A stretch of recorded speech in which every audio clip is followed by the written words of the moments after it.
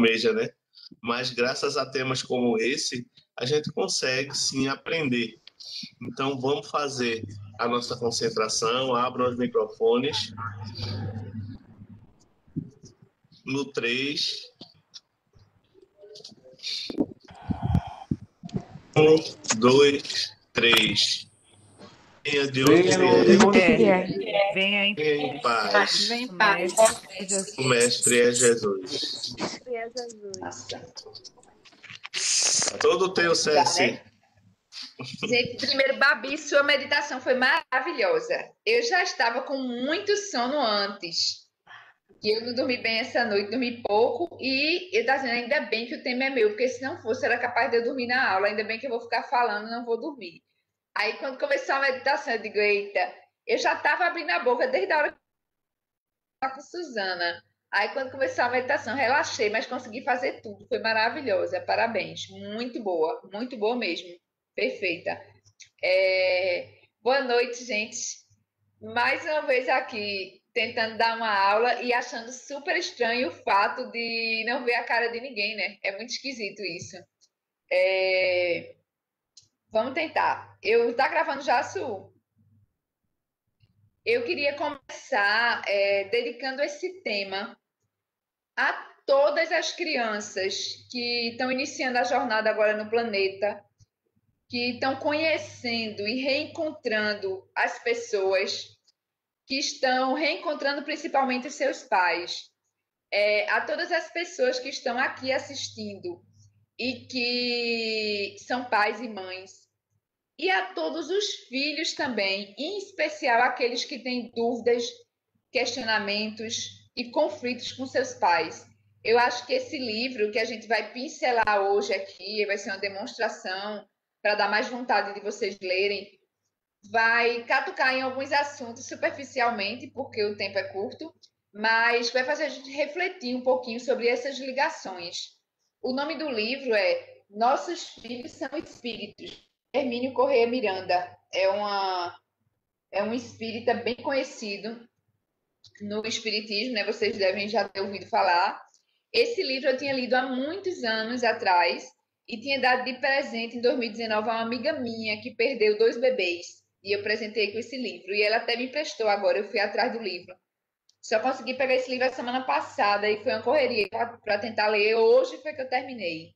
Só que ele é tão maravilhoso e tão complexo, assim, traz tantas informações, que uma certa hora eu confesso que me deu até uma angústia, que eu pensei, meu Deus, como é que eu vou dar conta? O que é que eu vou falar? Vou ter que sair cortando um bocado de coisa. E como vocês sabem que eu gosto de botar o povo para trabalhar, inclusive eu pedi a algumas pessoas uma ajudinha. O livro começa com o Hermínio falando sobre a experiência dele nessa existência em relação à paternidade e a descrição do nascimento da filha. É bem emocionante. É Ana Maria o nome da filha dele. Ele dizer aqui foi pai aos 23 anos e a reação, a sensação e o sentimento que palpitava no coração dele naquela hora que ele olhou aquele ser indefeso, com toda uma vida pela frente e sentiu o peso da responsabilidade, o peso, o medo, a incerteza, da responsabilidade de ser pai, né? De tentar guiar e doutrinar aquele ser que não iniciava a jornada ali, né? Mas que reiniciava. E é bem emocionante ele descrevendo isso, dizendo que esperava encontrar a menina dormindo, sonhando, e como se perguntasse, olhando para a carinha dele, assim, já tão ativa, perguntando, será que ele vai ser um bom pai? Foi assim que ele leu a pergunta nos olhos dela. Eu achei bem interessante.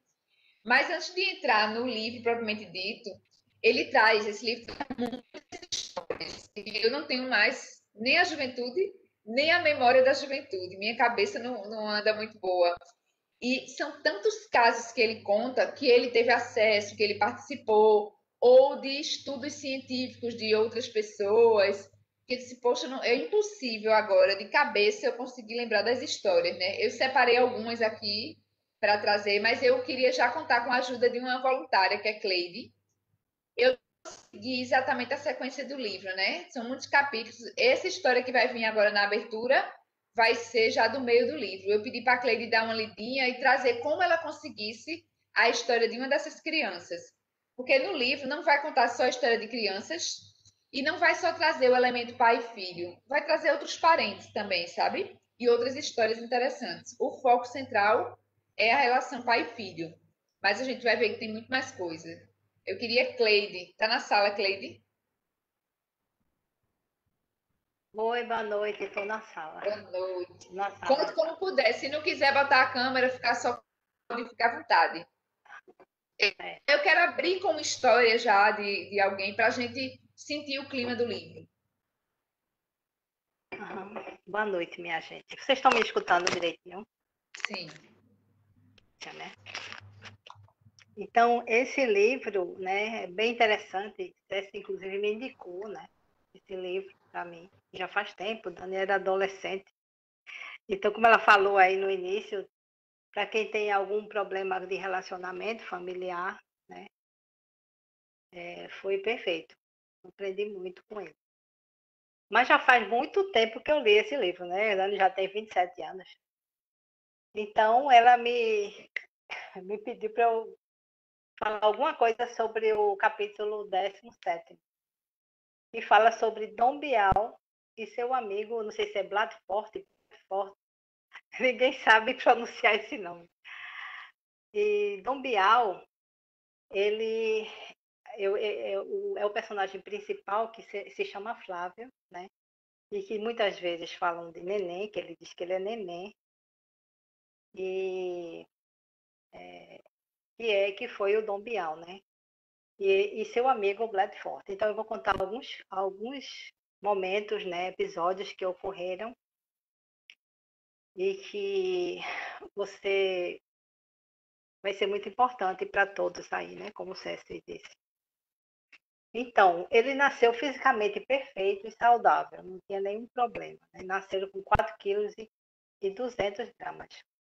Parecia um menino feliz e tranquilo, como qualquer bebê que acaba de nascer, né? Pelo menos com saúde, né? Mas em seguida, né, ao passar do tempo, por meses, ele começou a ser obsediado, né? Começou a ter pesadelos, com 3 meses ele engateou, né, à noite, né, no berço. Então os pais ficaram, né, apavorados, né? E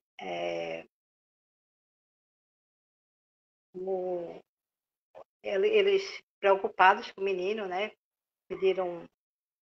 conheciam uma amiga deles, vizinha deles, que era espírita, e aí ela indicou que eles pensassem assim, conversassem com esses espíritos mentalmente, né, para que eles deixassem o bebê em paz.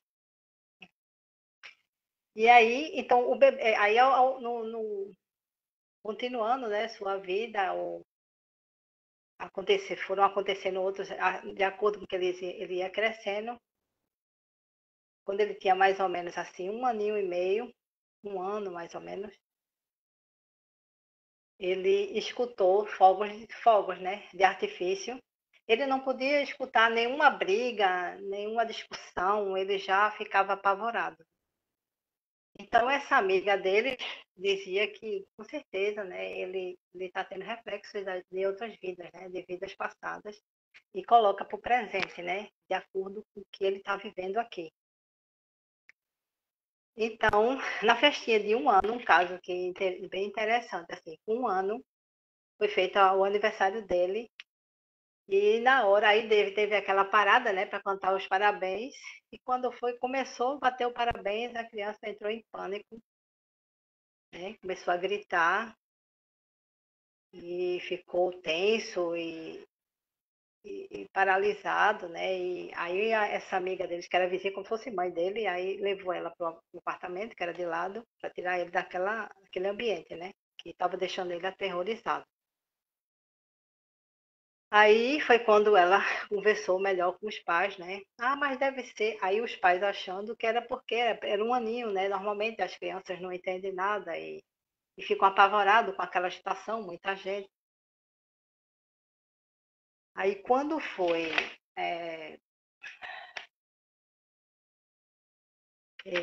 quando ele estava entre 1 ano e 2 anos, ocorreu um fato, que foi justamente essa questão do fogos de artifício, né?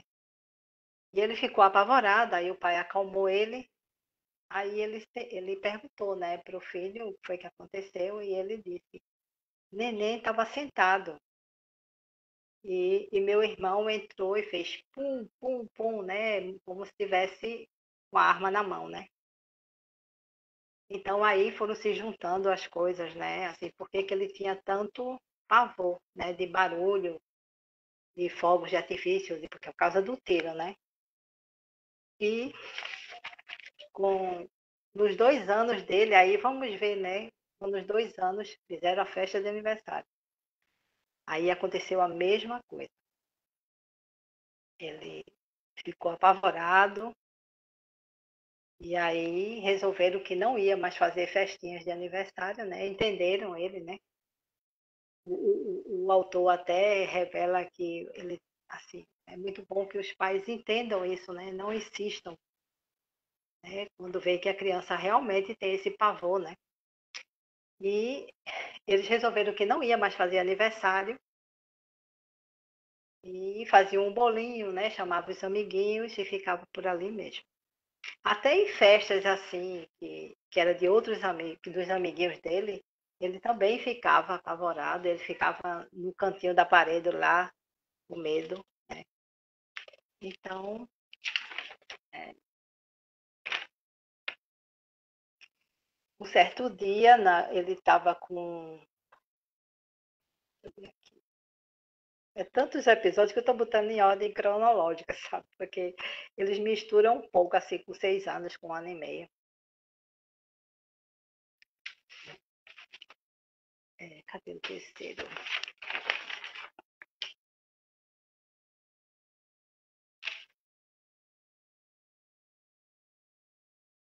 Aí, com 2 anos aconteceu isso. E teve um caso também com.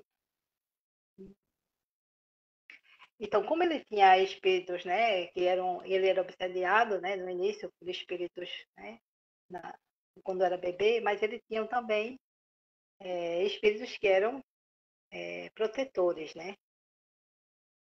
E a mãe dele via sempre ele brincando na sala, né? Uma poltrona lá, que ele sempre estava lá nessa poltrona e botava a mão assim, em cima, no ar, assim, né? Como se estivesse botando a mão nos joelhos de alguém. E ela ficou, né? Ela achava que o filho dela era meio alienado, né? Assim, porque já tinha aqueles episódios, né? E brincando sozinho e conversava, né?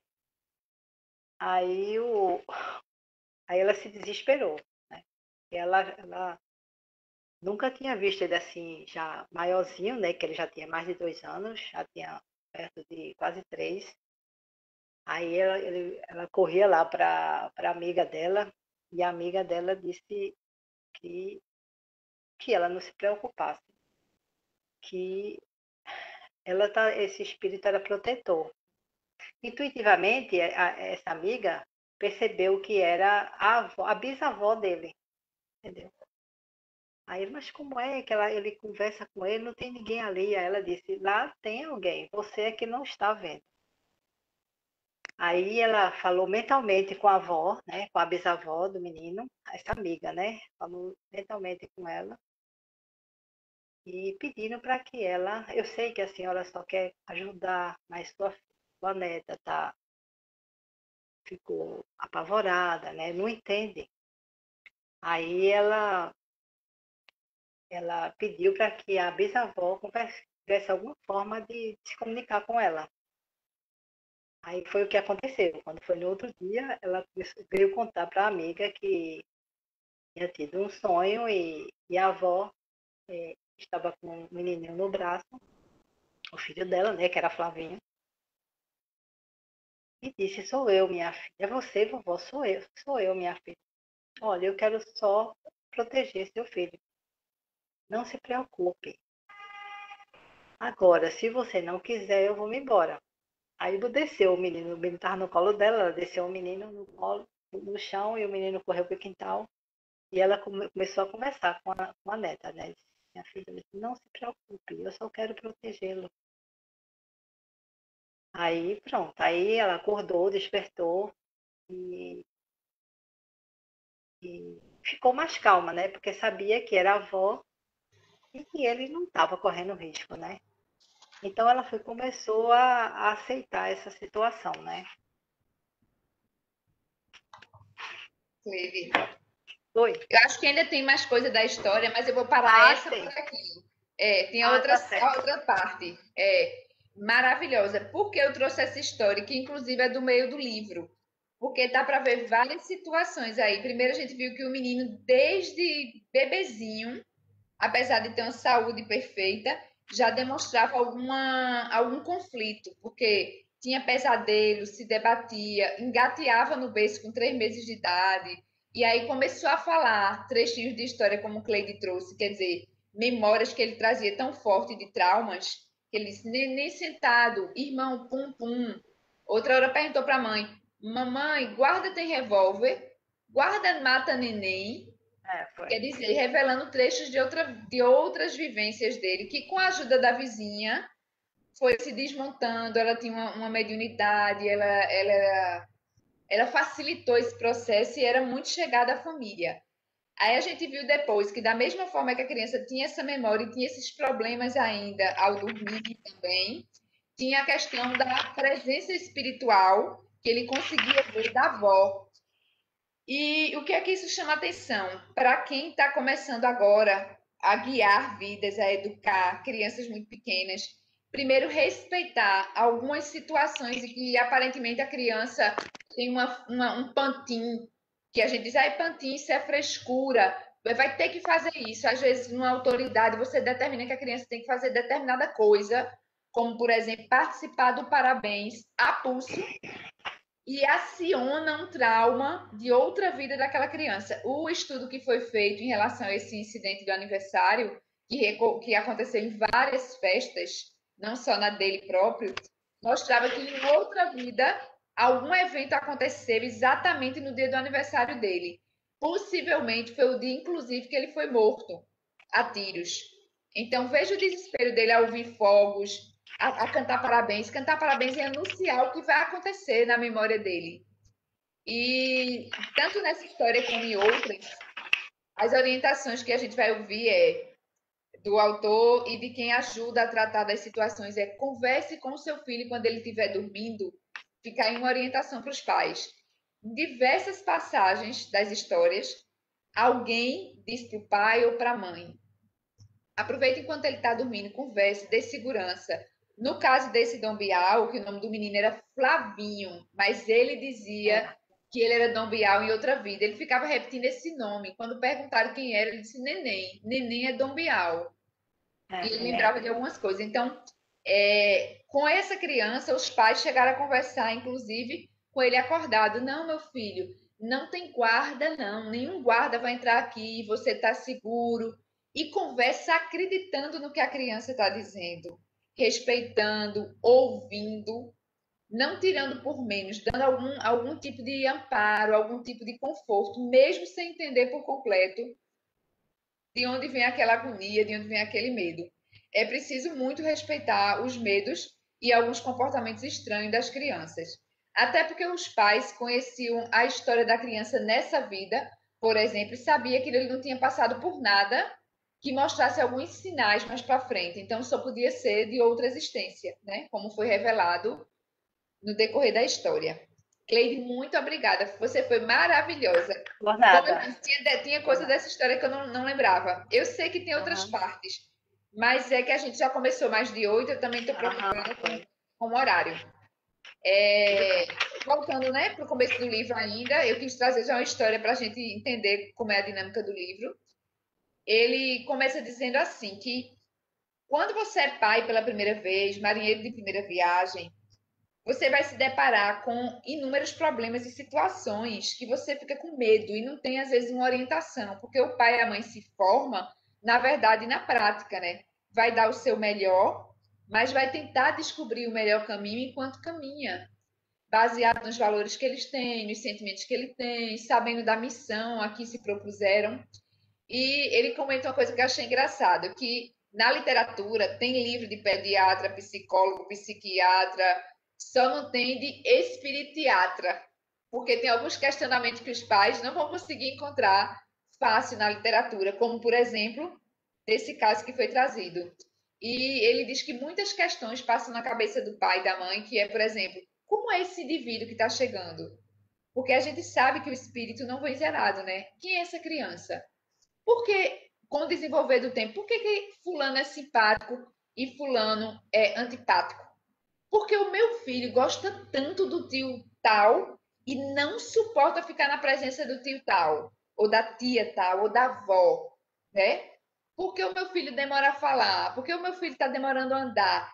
São perguntas que às vezes os pais ficam sem resposta. E a resposta, às vezes, não está na vida material, não está no começo da história da criança aqui, né? Aí ele pergunta, afinal, quem são os nossos filhos? Quem somos nós na vida desses seres? Qual é a nossa missão, né? E quando eu digo que o livro traz essa reflexão e, ao mesmo tempo, quando a gente lê, a gente expande essa pergunta para todos os nossos relacionamentos. A gente sabe que o pai e a mãe, nesse momento, por exemplo, Suzana e Eduardo são pais de Rafinha. Mas além de ser pai de Rafinha nessa encarnação, eles são trabalhadores, profissionais da área tal, da empresa tal. Eles são irmãos de fulano cicrano, filho de Beltrano, membro da escola de filosofia, participante da sociedade tal. Então, assim, são várias funções que um espírito, uma pessoa, um espírito encarnado, desempenha numa vida, além de ser pai e mãe. Então, quando eu li esse livro pela primeira vez, eu fiz uma viagem inversa. Ele estava tentando ver os filhos e eu tentando também ver o lado dos pais, né? Da mesma forma que o filho é novo para ele desvendar aquele mistério, os nossos pais também, a gente às vezes só conhece um pouco da história deles e um pouco do que a gente convive com eles. E cobra deles, muitas vezes, uma perfeição ou uma resposta, um fruto, uma aula que eles não conseguem dar. Porque a gente espera que, como ele é meu pai ou minha mãe, eles possam dar tudo e fazer o melhor. Só que eles também têm os traumas deles, as carências deles, as faltas, tanto na infância, com a criação e com o tipo de vida que teve com seu pai, com a sua mãe, com a sua avó, com o seu avô, como de histórias anteriores. Então, da mesma forma que a gente quer compaixão, que a gente quer compreensão enquanto filho, deveríamos olhar para os nossos pais com esse mesmo olhar bondoso, entendendo que ele está nosso pai, mas que ele está muitas outras coisas, né? Muitas outras funções, e que ele, acima de tudo, é um irmão de jornada. Assim como o pai olha para o filho e sabe que ele depende dele para muita coisa, para ser orientado, para ser educado, para iniciar a sua jornada nessa existência atual, mas que também é um irmão de jornada, porque também tem uma história anterior e vai ter outras funções na vida, além de ser o filho, né? O filho querido. E muitas vezes as expectativas dos pais também são altas em relação aos filhos. Mas eu acho que a gente tem que lembrar, já que a gente é espiritualista, que somos todos irmãos de jornada e que estamos aqui para nos ajudar com funções diferentes. Então, que a gente tenha muito amor e muita compaixão nas relações de pais e filhos.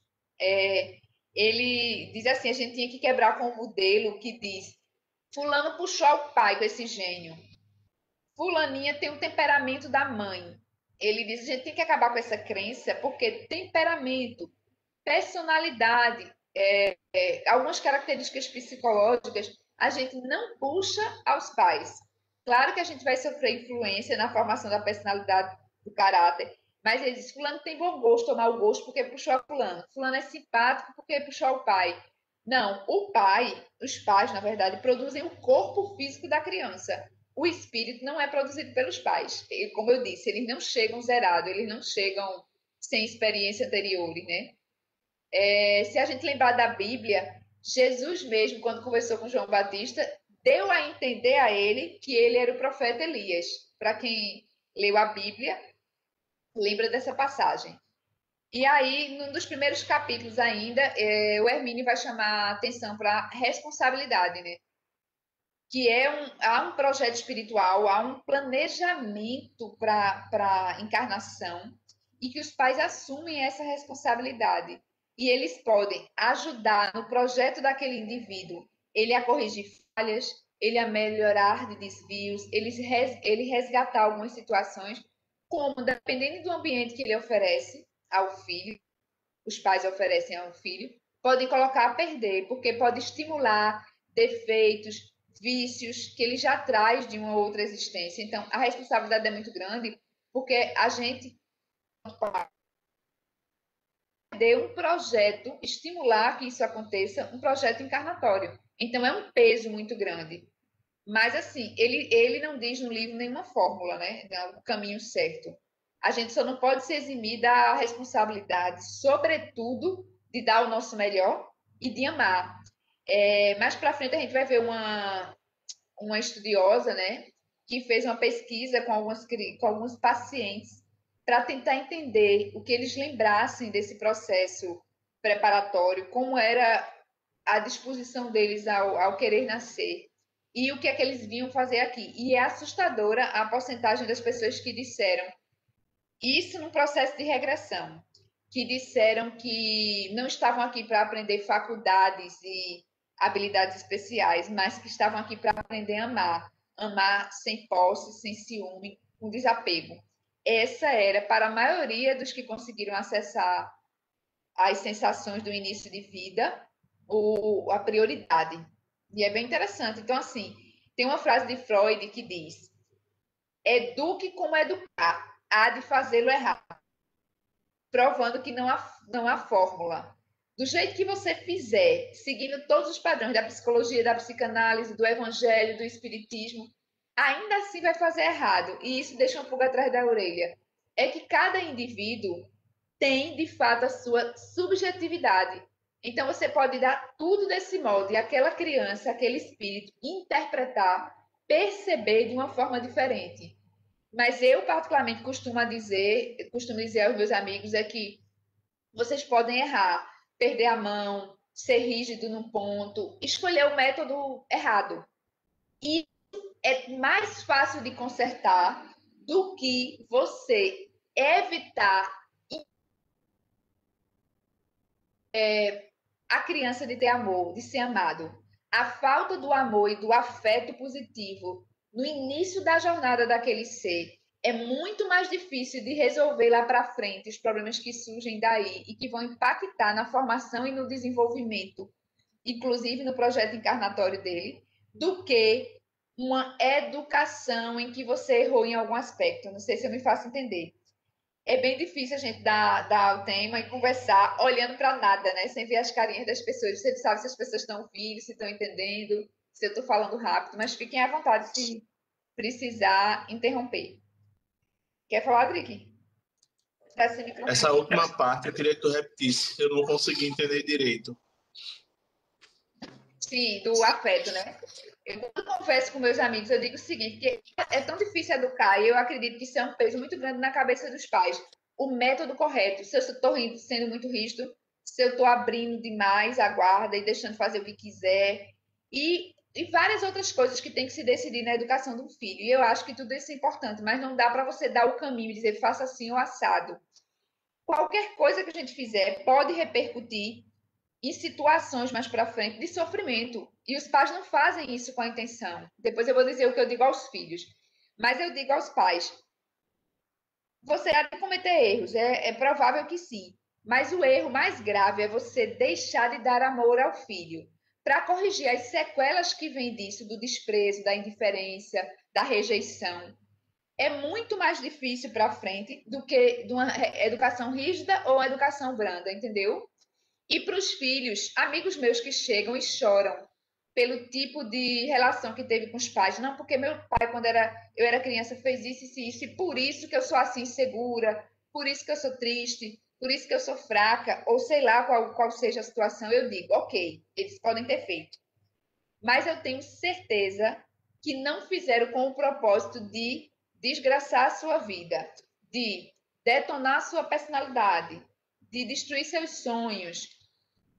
Não tem a fórmula e estamos todos aprendendo. Então a gente tem que olhar para os pais da gente, como eu disse no começo, como aprendizes, como irmãos, que fizeram já muito em nos trazer a vida, em ser instrumento para que a gente encarnasse, porque a gente precisava encarnar e precisava de voluntários que tivessem relação com a gente e disposição para proporcionar isso. Então, já é um grande motivo de gratidão.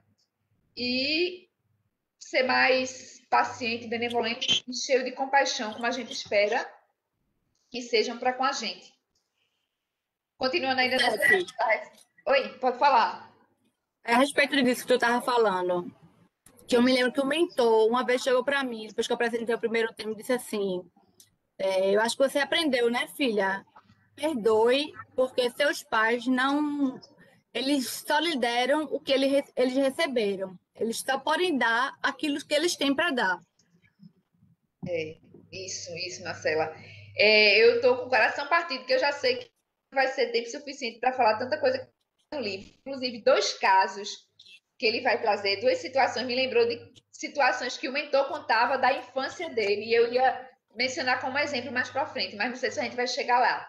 Voltando ainda para esse capítulo da responsabilidade, ele diz assim: quando você propõe e aceita que essa vida venha, né, que essa criança nasça, se não tem as mínimas condições para a vinda dessa criatura, 2 coisas podem acontecer. Ou a criança será uma pessoa rejeitada, se não tiver as mínimas condições necessárias. Ou a criança vai se sentir rejeitada, vai ser de fato rejeitada, tão logo quando, às vezes, tão logo atinja o ventre da mãe.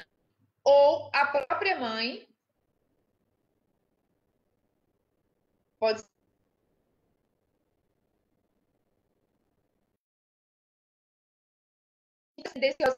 daqui dentro risco, mínimas condições para aquilo.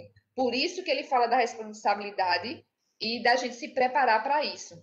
Nesse capítulo ele traz 2 historinhas que eu vou ser bem sucinta. Eu estou com a intenção que a gente consiga avançar no tema.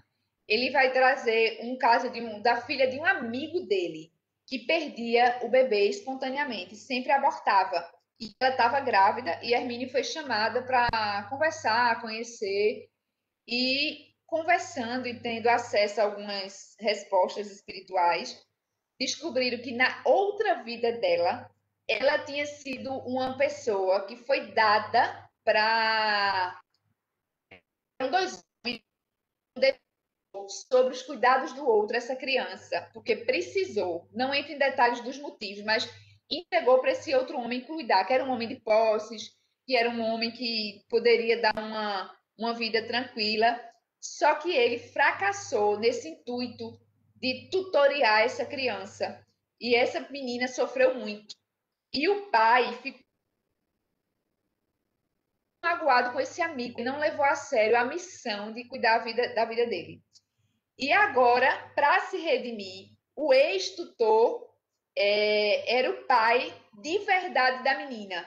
Nessa nova vida, ele era pai daquela menina que estava grávida. Ele sentiu tanto o peso, percebeu tanto quando teve a consciência, a falha que ele ocasionou e tudo que causou para aquela criatura, que ele disse: eu quero vir como pai dela. Então, nessa vida, ele era pai dessa menina que estava grávida.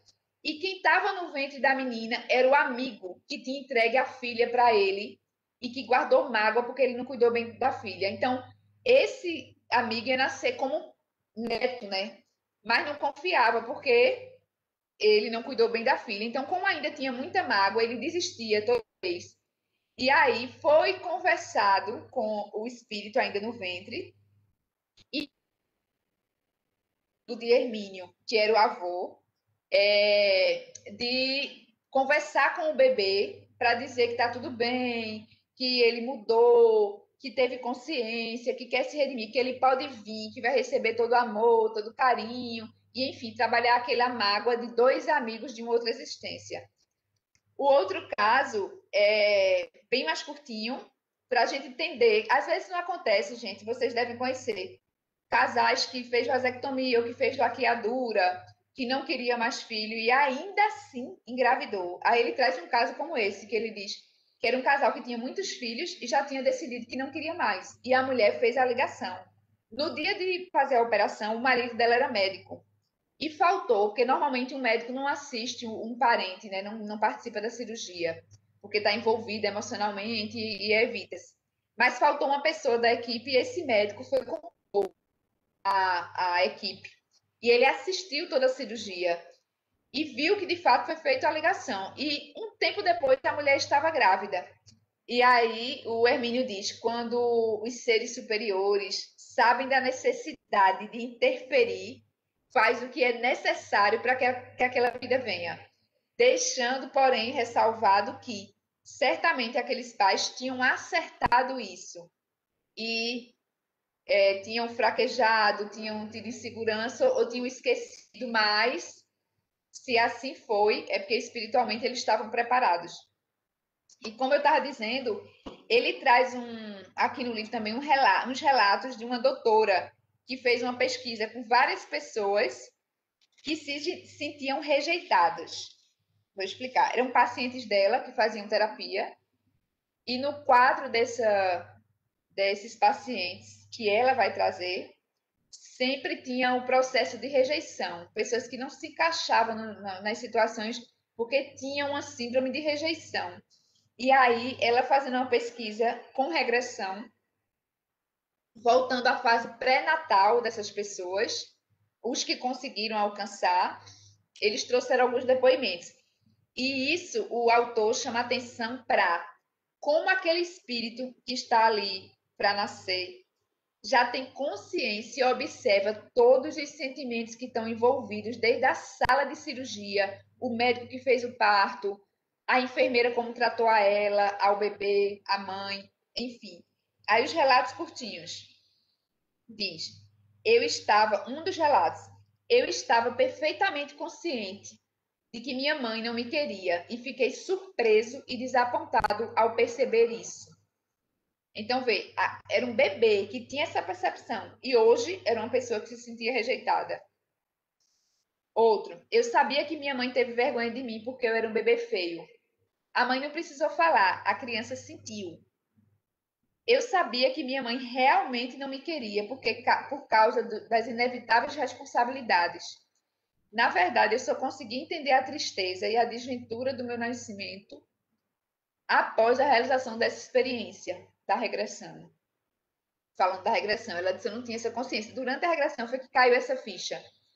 Outra, eu temia as perspectivas diante de mim. Sentia que os médicos e as enfermeiras eram impessoais e frios. Faltavam-lhes compaixão pelos temores e pelas dores da minha mãe. Lembro-me da perturbação que causou essa falta de emotividade por parte daqueles que cuidavam de nós. São relatos tão fortes, eu acho, que se a gente se colocar no lugar do espírito que está vindo e do primeiro contato que tem, às vezes já com tanta dificuldade de vir, querendo desistir, com dores, com medo, com toda a preparação, e chega aqui, eles não percebem, mas a gente não percebe, mas tudo está sendo ouvido, tudo está sendo sentido. Eu lembro de um tema que Nego falava, que tal qual a mãe tem uma influência muito forte, até sobre os traços físicos do bebê, a influência de querer bonito ou feio, de pensar nisso, de dizer, é tão forte quanto a do pai, porque ele diz o que o pai fala, o que o pai emana, o que o pai sente, o bebê também absorve. Se a gente tivesse consciência disso sempre, teria mais cuidado enquanto carrega uma criança no ventre, né? Eu sei que às vezes alguns estão aqui me assistindo e já passaram dessa fase, já guardam as culpas do que pensou, do que disse, mas a culpa não é um sentimento que faz a gente progredir e caminhar para frente, né? O que faz é a consciência e a nova colheita. Então, a gente sempre tem tempo de resgatar, em especial nessa mesma vida, de fortalecer as nossas relações e trabalhar os nossos sentimentos. Nunca é tarde. Mas é importante a gente ter noção disso, porque às vezes a gente está convivendo com um adolescente ou com um filho que se sente sempre excluído, que se sente sempre rejeitado e você não consegue entender por quê. Então, às vezes, aquele pensamento durante a gravidez, aquele momento do parto em si. Teve uma outra passagem do livro que o menino disse assim, que percebeu como o médico estava irritado, frio.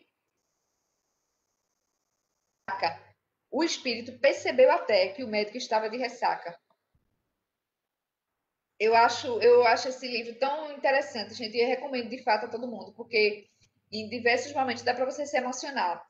O capítulo seguinte, por exemplo, ele vai falar de aborto.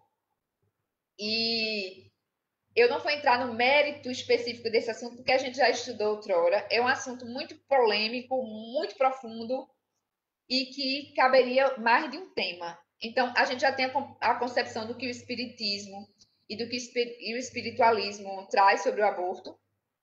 Eu vou contar o caso só que tem nesse capítulo, que é interessante, para a gente entender, não focar só no aborto, focar em todos os elementos que a história traz. Ele conta que era a história de uma mulher que era bonita e que usava o corpo para ganhar a vida, se prostituía, né? E como ela não poderia se manter ativa e produzir o trabalho, né? Se tivesse filhos, ela praticou abortos ao longo da sua história. Ao todo, foram 8 abortos.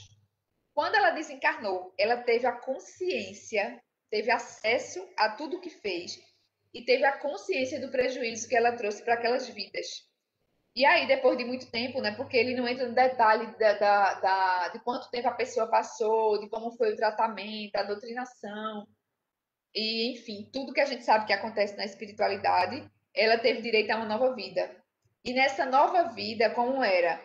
Ela ia vir de uma família pobre, ia ser a filha mais velha. O pai ia ser alcoólatra e a mãe morreria cedo. Então, ela veio nessa família, foi a primeira filha e teve 7 irmãos. 7 não, 8 irmãos. E depois de um tempo que a mãe faleceu, como ela era mais velha, 8 irmãos. E tinha um detalhe do planejamento dela, ela não poderia casar, ela teria que cuidar desses filhos só. E para agravar a situação, quem eram esses filhos? Eram os espíritos que ela tinha abortado. E para agravar a situação, esses espíritos, em sua maioria, enxergavam nela ainda a mãe assassina. Então, inconscientemente, claro, todos tinham raiva dessa irmã. E era a irmã que ia dar sangue, suor e lágrimas para educar, para cuidar, para dar sobrevivência a esses 8 irmãos. E aí, depois que ela teve acesso e que foi estudado o caso dela e conseguiu mais informações, ela teve 2 ajudas nesse processo dela.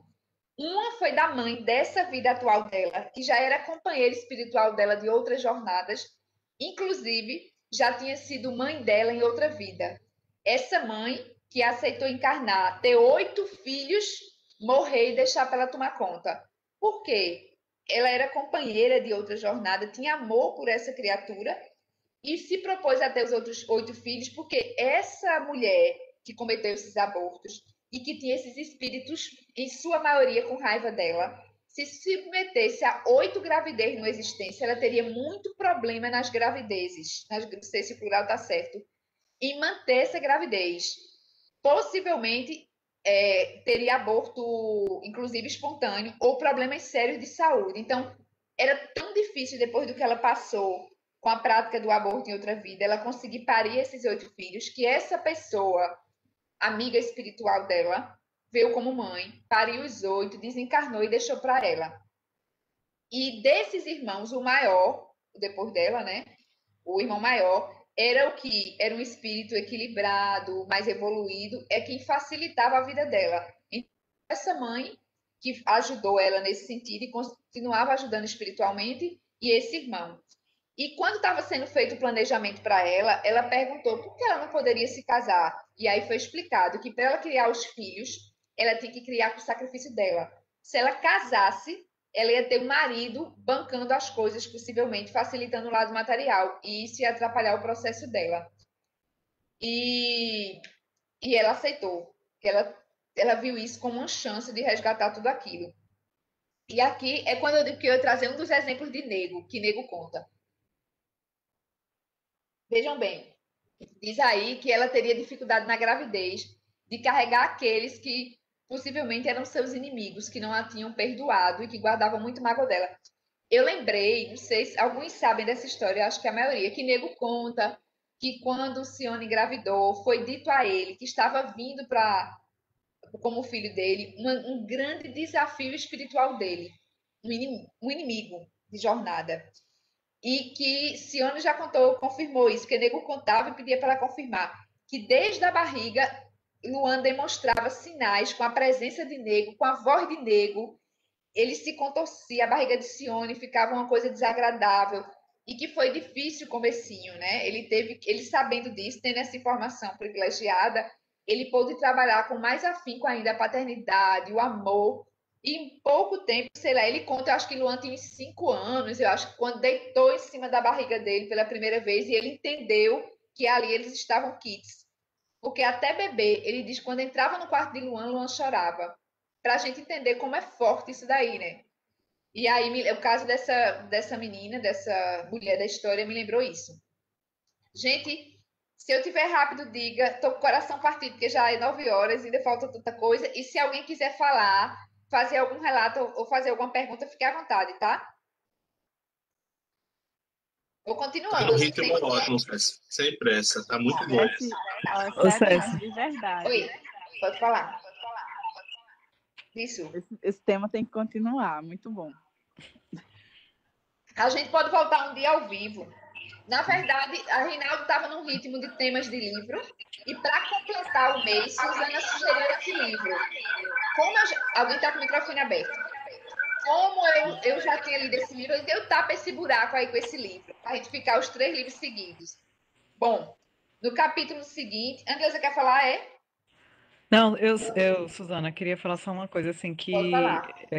tu me indicasse esse livro, né, antes de eu engravidar. Eu acho que talvez por conta da dificuldade de gravidez, mas eu só li ele afinco mesmo quando eu estava grávida, né? E eu terminei justamente na semana de parir. E foi assim, eu usava, uma das coisas que ele fala é o seguinte: respeite a criança que está vindo, porque ela é um ser, né? Um ser que tem uma história, ela tem uma vivência. Você pode não lembrar, você pode não conhecer a história dela, mas ela tem. Então, respeite, trate-a com o respeito que você dá a qualquer pessoa adulta. Não trate com vozinha, "Nhe, nhe, nhe", entendeu? Converse como se você estivesse conversando com uma pessoa adulta. E a gente sempre tratou a Rafaela dessa forma, né? Desde o ventre, a gente sempre conversou com ela. E, inclusive, o nome dela, né, me foi passado pela própria, né, durante a gestação, quando eu estava com 3 meses. E foi fruto disso aí, que eu conversava muito com ela, né, na barriga, dizendo assim: olha, eu não sei que nome você quer, mas eu queria muito respeitar a sua vontade, então me diga que nome você quer. Se você não me disser até a véspera do parto, eu vou ter que escolher, mas eu preferia que você me dissesse. Né? E aí ela veio em sonho, e no sonho ela não tinha, era muito interessante, que ela bem careca, do jeito que ela foi, né, por muito tempo, e ela não usava brincos. E ali naquele momento, quando eu acordei, eu disse, se for menina, eu não vou, porque ela disse que o nome dela era Rafinha, então eu continuava sem saber o sexo, eu só sabia que era Rafinha. E eu disse, se for menina, a gente não vai furar a orelha. E, de fato, até hoje a gente não furou, e ela diz que não quer que fure de jeito nenhum. Entendeu? Que Então, assim, é massa. aquela coisa assim que a gente resolveu realmente trazer esse livro para a nossa vida, né? Ele é muito bom, muito importante para a gente tratar nossas crianças como seres que são, né? Não seres infantis, mas seres, né? Com uma história de vida, às vezes até mais do que a gente. Já foi. Obrigada, Su. Massa. Ainda com relação àquela estudiosa que eu citei, que fez as pesquisas de regressão, ela fez um estudo também com esses pacientes, com alguns pacientes, e aí eu vou dizer a estatística desse estudo, porque eu achei bem interessante. O título desse capítulo é Nascer é que é problema, não morrer. Para começar, esse título eu já achei massa. Nascer é que é o problema, não morrer.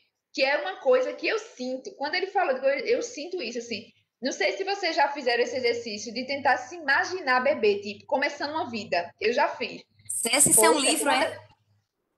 Não, isso é o título do capítulo. Porque Minha cada avó capítulo tem um vivia título. falando essa frase. Não assim, ela dizia assim, ela dizia, eu não tenho pena de quem morre, eu tenho pena de quem nasce. Minha avó dizia muito essa frase. Faz todo sentido para mim. Eu fico dizendo assim, acho que morrer não é o problema, de fato. O problema é como se morre, assim, de dor, enfim. Mas terminar a vida, eu acho que não é ruim. Eu acho que é muito mais desafio você nascer. Eu já fiz esse exercício de tentar me imaginar criança, assim, eu vejo um bebê no colo da mãe, sem saber de nada, sem falar nada, sem conseguir ser entendido. E os filhos que, imagina você ser carregado, eita, com medo de bater a cabeça ali, ter que confiar completamente que aquela pessoa não vai lhe derrubar, vai passar para a mão do outro que vai lhe jogar, mas não vai lhe derrubar.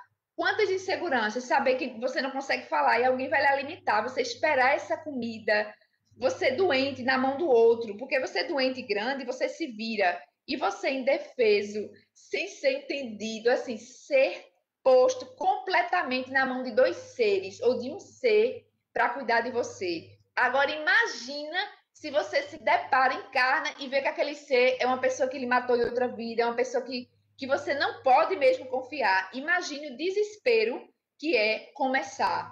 E aí, indo para esse roteiro, ela faz um roteirozinho de entrevista, deixa eu ver aqui, para tentar descobrir essas sensações nas pessoas. Eu vou dizer mais ou menos o que ela pergunta. Se foi a decisão da pessoa nascer, quem ajudou a decidir, isso espiritualmente, né? Porque há a regressão e eles têm acesso a essas ideias. Como se sente ante a perspectiva de vida na próxima existência? Que isso é um período anterior ao nascimento que ela tentou acessar. Há alguma razão pela qual você tem escolhido nascer nessa época, nesse século? Você escolheu seu sexo? Por que você decidiu tal sexo? Qual o seu objetivo nessa vida? Caso você tenha conhecido sua mãe em alguma existência anterior, que tipo de relacionamento tiveram? E seu pai? Consciente-se no feto, você se sente dentro dele ou fora, entrando ou saindo? Você tem consciência das atitudes e sentimentos da sua mãe antes de você nascer? O que você sentiu ao emergir no canal do nascimento? Aí o apanhado das perguntas eram essas. Aí vejam as porcentagens. 81% das pessoas entrevistadas nesse processo de regressão disseram que resolveram nascer. Foi decisão delas descer. 81%. 68% se declararam que nessa perspectiva de viver uma nova existência estavam resignados ou tensos ou relutantes. É um número alto, 68%. Não estavam tão afim, não. Só 26% é que estavam otimistas por essa perspectiva de nascer de novo.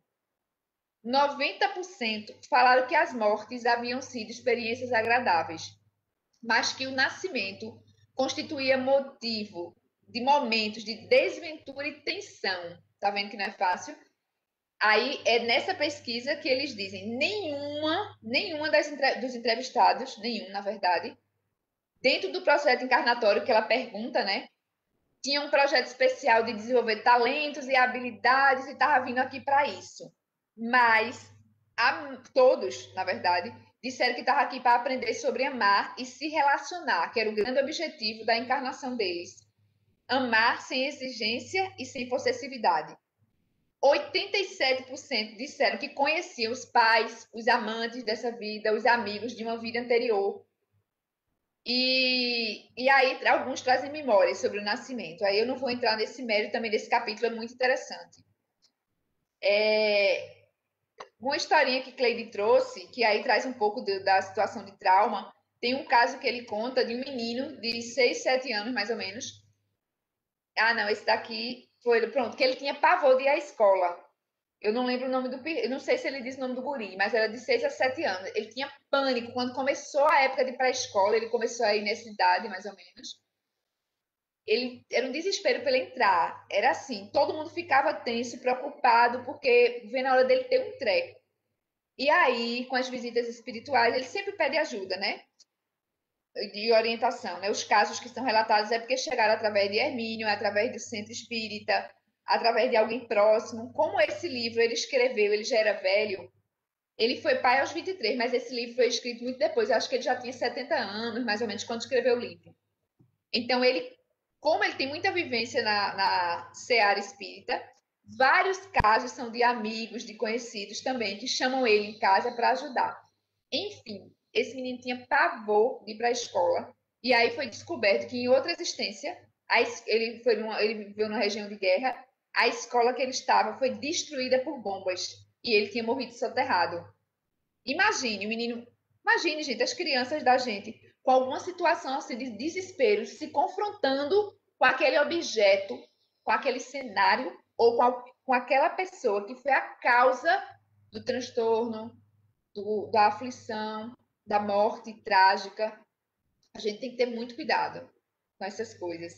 Eu não estou lendo o chat, depois eu vou pedir até, eu vou ficar ainda na sala para poder copiar tudo. Se alguém quiser fazer uma pergunta, ative o microfone, tá? Sobre o fato de falar com a criança dormindo. Tem uma experiência que ele traz de uma mãe.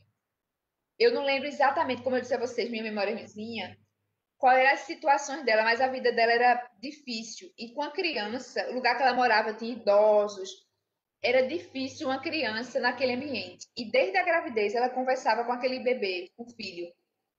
Olha, a casa que você vai morar, meu amor, tem idosos, é complicado. Então, assim, eu peço que você chore pouco, que seja compreensivo, que durma a noite toda, se possível, porque explicava os motivos, mas sempre conversava. E essa criança nasceu. Eu não estou dizendo que sempre será assim, observe, eu não estou dando receita. É um caso que eu estou contando. Por que eu estou dizendo isso? Porque algumas pessoas podem dizer, eu fiz a mesma coisa com a minha filha, ela é virada. Mas cada espírito é um. Às vezes vem até um grande inimigo seu, vem um grande desafio e vem traços que não são fáceis de resolver numa simples conversa, entendeu? Eu estou dando um dos caminhos, um dos casos de sucesso aí dessa mãe sortuda. Então o bebê nasceu calmo, o bebê, de fato, era um bebê que pouco chorava e que ouvia muito a mãe, assim.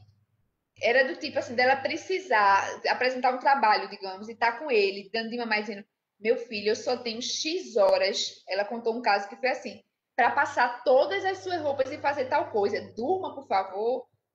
Mamãe está muito cansada. Ele dormiu exatamente o horário em que ela precisava fazer todas as coisas. Então, assim, esse vínculo que é criado é muito forte. E principalmente se é criado, já é de outras vidas, mas se você consegue conversar com aquele espírito. Eu sempre aconselho as minhas amigas que estão grávidas a conversar com o bebê. Mas não é nem pedindo isso, é conversar assim. Porque aquela criança, você não sabe, pode vir com medo, no mínimo com medo desse mundo louco, né? Do que está para vir, do karma. E dizer sempre, conte comigo, eu aceitei ser sua mãe, você é bem-vindo, você será amado, eu farei o meu melhor, você estará seguro. Aquela criança pode ter um problema com relação ao pai. Então a mãe inclui o pai na conversa, mesmo que o pai não participe, fala do pai. O seu pai é um homem bondoso, trabalhador, todos juntos vamos aprender, conversar, porque você não sabe quem é aquele espírito, sabe que lhe pertence esse karma, sabe que é da sua responsabilidade educar, guiar os primeiros momentos do projeto todo dele encarnatório, né, da vida dele. Então, o mínimo que você pode fazer é isso. Um outro capítulo que ele traz, eu estou só olhando para o relógio, quase chorando, é da adoção. Ele vai falar de várias situações de adoção. Eu também não vou entrar no assunto adoção, que é um tema maravilhoso. Inclusive, Rinaldo, anota aí, adoção. Vou arranjar alguém para dar um tema sobre adoção quando a gente voltar para a parte física da escola, para a aula física, tá? É um tema fantástico. Ele começa contando o caso. Eu não vou falar sobre adoção, né? A gente vai estudar isso em outro dia, porque é um assunto também complexo. Mas ele traz um caso de uma menina, de uma pessoa que precisava reencarnar, e no plano dela, para o que ela precisava desempenhar em vida, era ideal o material genético de um casal com quem ela tinha afinidade.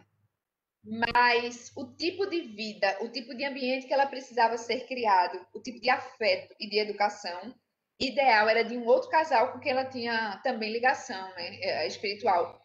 Então, ela nasceu num casal tal, que não entra em detalhes, porque precisava daquela estrutura física para o que ela vinha desempenhar. E depois foi adotada por outro casal que tinha um outro comprometimento. Para a gente entender também que até isso, gente, não é por acaso. Até isso faz parte do planejamento, entendeu? Aqueles pais tinham que dar para ela aquele material genético para o que ela vinha desenvolver. Mas, de fato, ela precisava de uma outra experiência, num outro tipo de casa, um outro tipo de educação. E foi interessante o caso dela, porque ela era para vir menino. Aí o casal que estava destinado a adotá-la queria menino também. Queria adotar um menino. Já estava planejado que eles iam adotar um menino. Aí, quando o casal que ia parir, que gerava e paria, estavam começando a ter filhos, eles tiveram 3 filhos, ela ficou apressada para vir logo e o primeiro seria menina. Ela acabou querendo vir menina mesmo, mudou os planos e resolveu vir menina. Veja como a gente é. Já ia pegar o material genético daqui, já ia movimentar outra vida ali e ainda de última hora resolveu, agoniada, não esperar, desceu como menina. Mudaria todo o plano, né? Quando chegou na fase dela ser adotada, o casal que foi procurar a criança, que queria menino, conheceu a menina e acabou ficando com a menina. Tá vendo como a gente não foge das situações que a gente tenta driblar?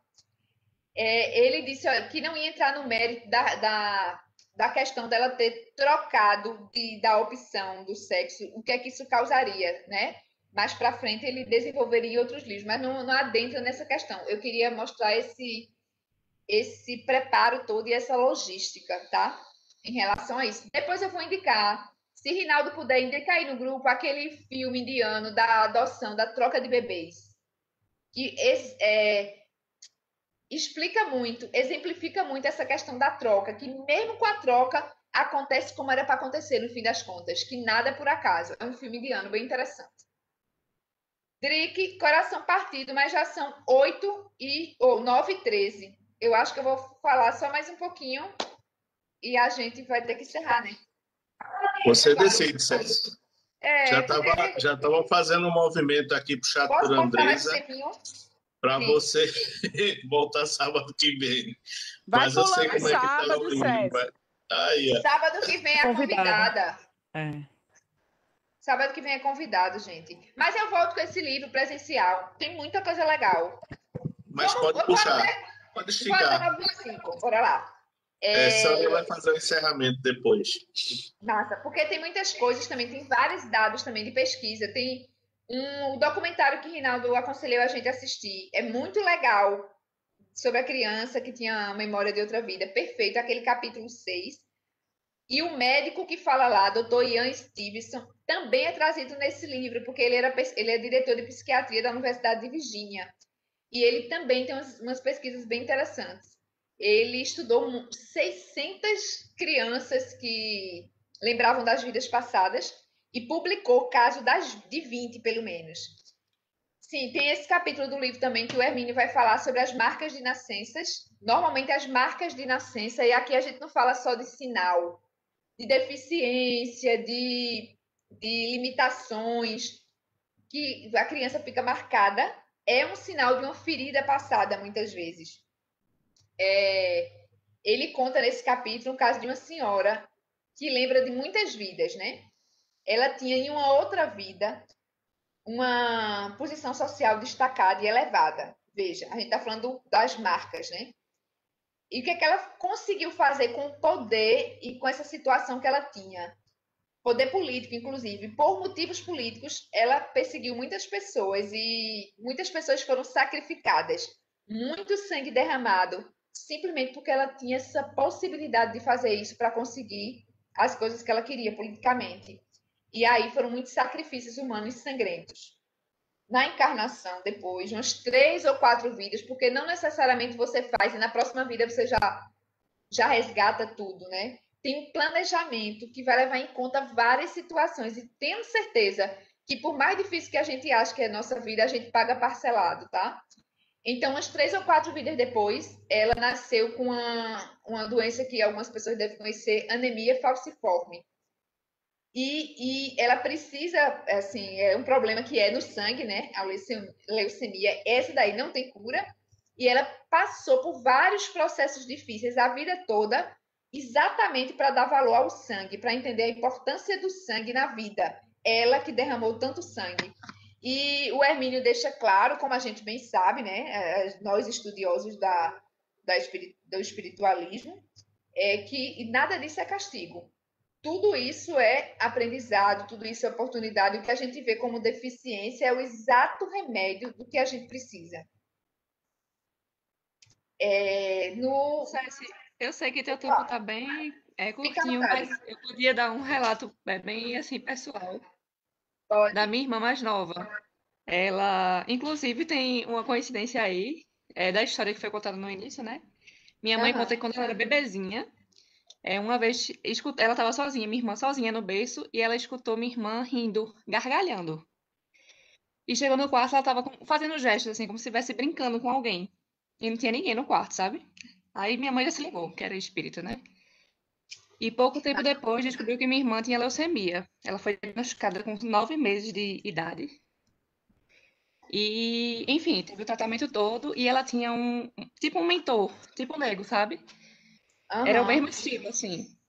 Aí ele explicou tudo, disse que minha irmã foi uma cientista que fazia experimento com o sangue das pessoas. E leucemia é uma doença do sangue, não é? E aí tem toda essa conexão também. E no final das contas, minha irmã se recuperou. Ela hoje está se formando esse ano em medicina. Ou seja, vai tratar exatamente, né? Cuidar das pessoas e ela, sendo que ela assim, ela passou uns 5 anos para passar em medicina. Então teve toda a história assim de meio que lutar por isso, né? Que massa, Carol, que história linda. Tá vendo, gente? Eu acho que todo mundo tem um relatozinho para contar, né? Dessas coisas fantásticas e reais. Eu acho que eu só consigo contar mais dessa historinha ainda dentro desse capítulo, que vai falar a história de uma menina que ele chama de Renata, que conhece em algum momento, assim, eu estou resumindo bastante, gente. Ela conhece um espírita, que é André, e tem uma afinidade, e depois disso a menina começa a lembrar de algumas situações de outras vidas, né? E ela disse assim uma vez para a mãe dela: eu não queria nascer.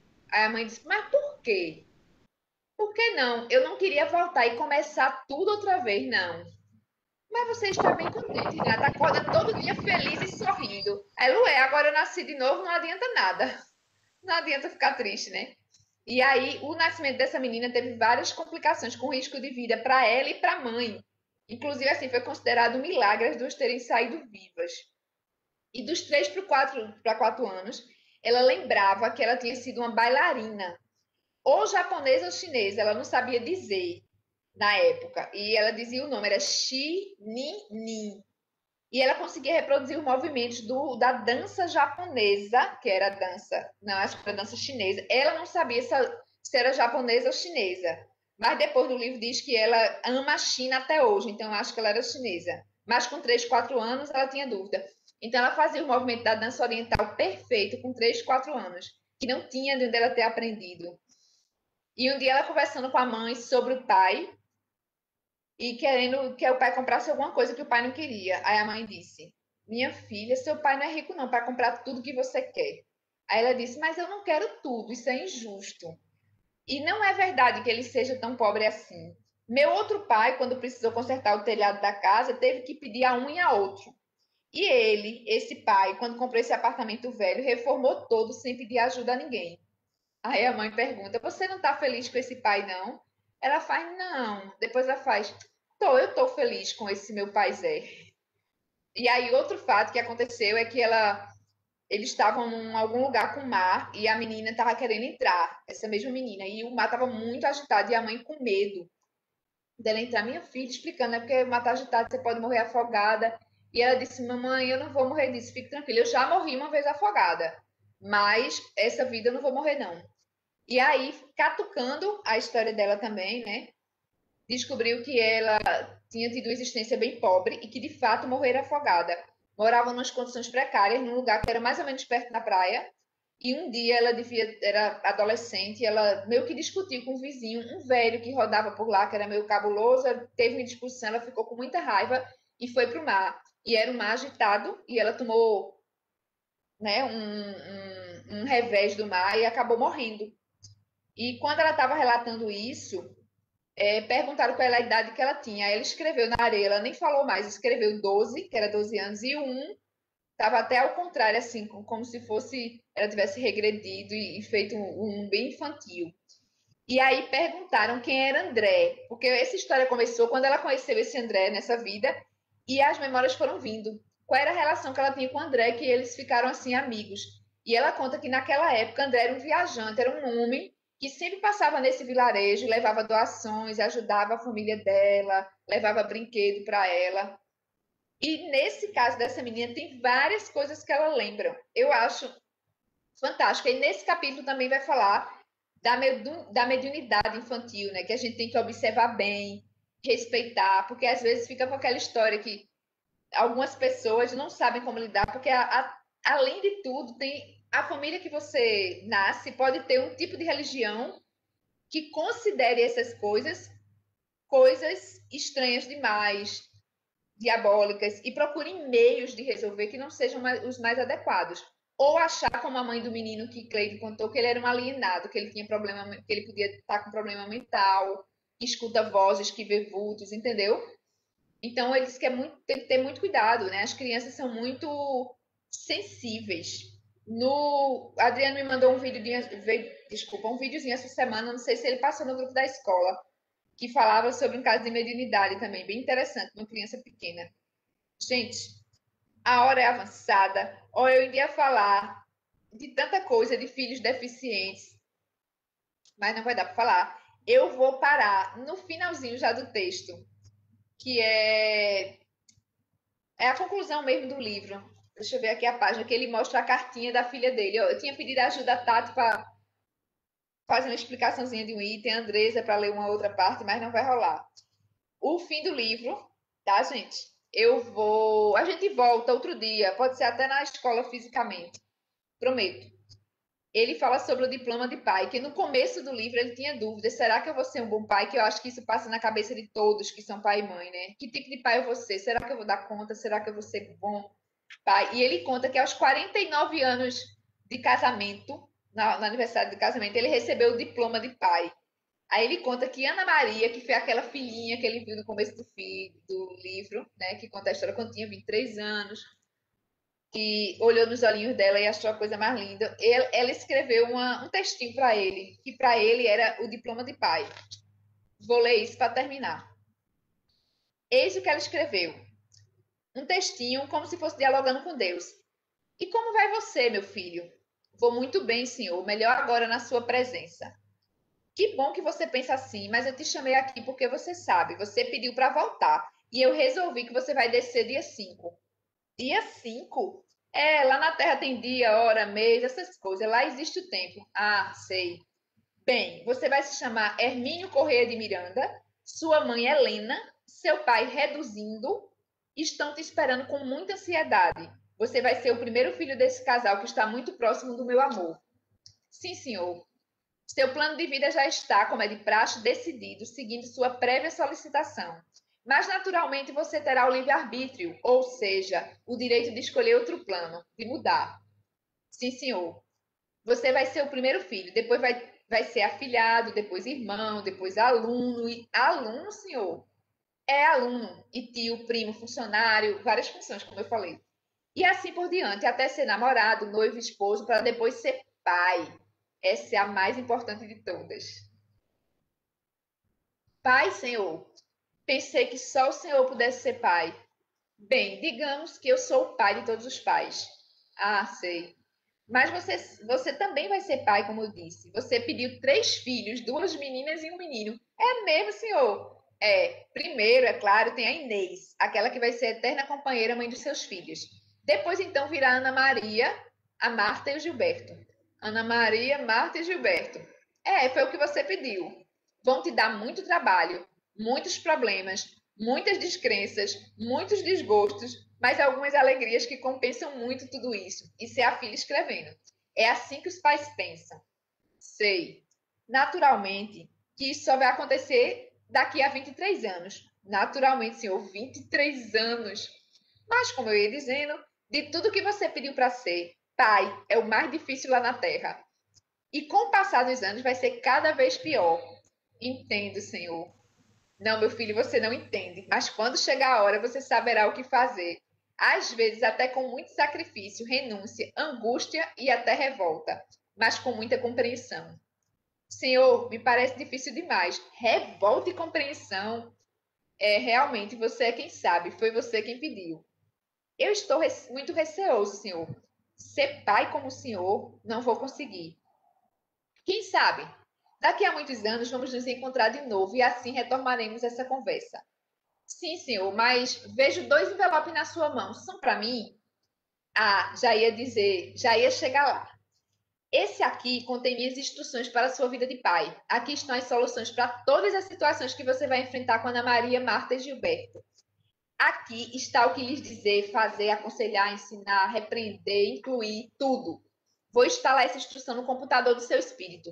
Computador. O que, senhor? Computador. Um dia você vai saber. Quando chegar a hora de resolver os problemas com um dos rebentos, é só você chamar a memória e virão todas as minhas instruções. Aqui está o programa.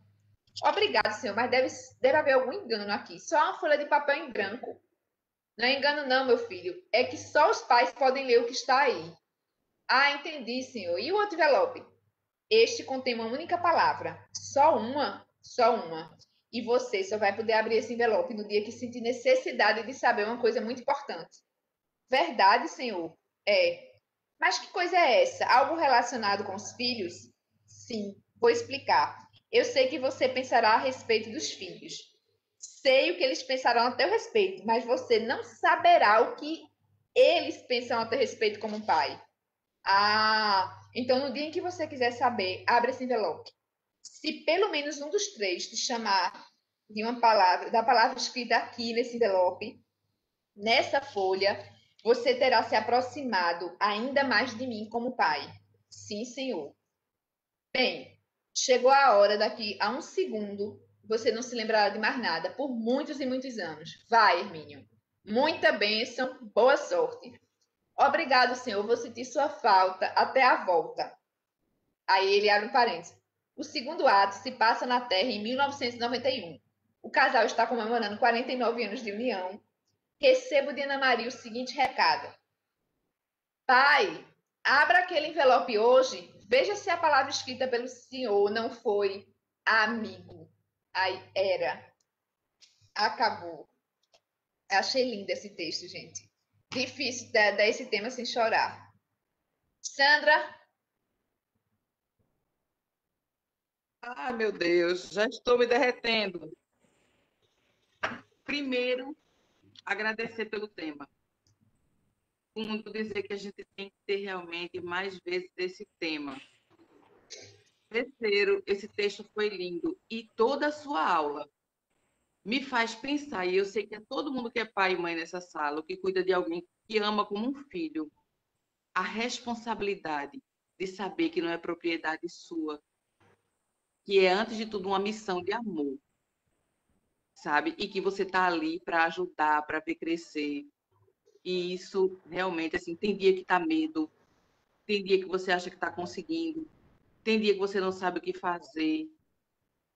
E, você, assim, todo dia eu me pergunto, meu Deus, será que eu estou fazendo certo? Eu passei por uma situação com o Davi agora, que eu conversei com o Drick, e que no outro dia Davi já estava bem mais tranquilo. E quando eu conversei com o Drick, ele fez, não, Sandra, você fez certo, eu vou conversar com ele. No outro dia, eu digo, meu filho, vá conversar com o Drick. Mãe, hoje eu estou mais tranquilo, eu entendi tudo que você quis dizer. Aí, no dia, eu achei que estava fazendo besteira, sabe? No outro dia, eu digo assim, eu acho que eu cheguei lá nesse objetivo. Eu acho que essa é a grande angústia diária do pai e da mãe. E eu acho que quando a gente tem o tipo de doutrina que a gente tem, o tipo de aprendizado que a gente tem, isso dá uma coisa boa para a gente, porque tira aquela sensação de posse, sabe? Meu filho, eu decido porque eu amo. Não, é um ser humano que está ali para desenvolver. Às vezes eu acho que ele veio até para cuidar de mim e para me dar mais juízo. Mas, enfim, eu queria agradecer pelo tema, dizer que ele traz essa reflexão para a gente, que os filhos são espíritos, que são pessoas que vêm para se desenvolver com a nossa ajuda e também para ensinar, porque eu tenho aprendido muito com o Davi, sabe? Eu aprendi a ser menos egoísta, eu aprendi a ter mais coragem para muita coisa. Eu ainda tenho que balancear algumas coisas, mas ele é o meu grande professor. Ele me tornou uma médica melhor. Das simples coisas como, tipo, o bebê chegava no consultório e não queria pegar a chupeta. Eu dizia para a mãe que não era para dar chupeta, quando depois eu precisei usar a chupeta para ele. E aí outra mãe chegar envergonhada com a chupeta, eu disse, calma, mãe, é assim, às vezes a gente precisa. Então, a gente ensina, mas também a gente aprende. Então, é uma missão onde eles vêm para ter a sua individualidade, o seu crescimento, onde a gente vai ensinar, mas eu acho que quem mais aprende talvez sejamos nós. Eu só queria agradecer esse tema de hoje. Precisamos realmente que você volte a ele, porque ele é incrível. Esse livro é massa. Muito obrigada. Em nome de todas as mães e pais. Esse livro é muito bom. E esse texto no final, nossa, Poxa, ainda tava tanta coisa que faltava, a gente vai voltar. volta Já tem sim. data marcada, viu, Cécia? Dia 20 de março. Eba! Tá bom. Boa Eu noite, queria Cécia, terminar meu dessa forma. tema. A aula foi Boa noite, incrível, meu amor. Saudade de você. uma grande lição. Uma Saudade grande também. lição.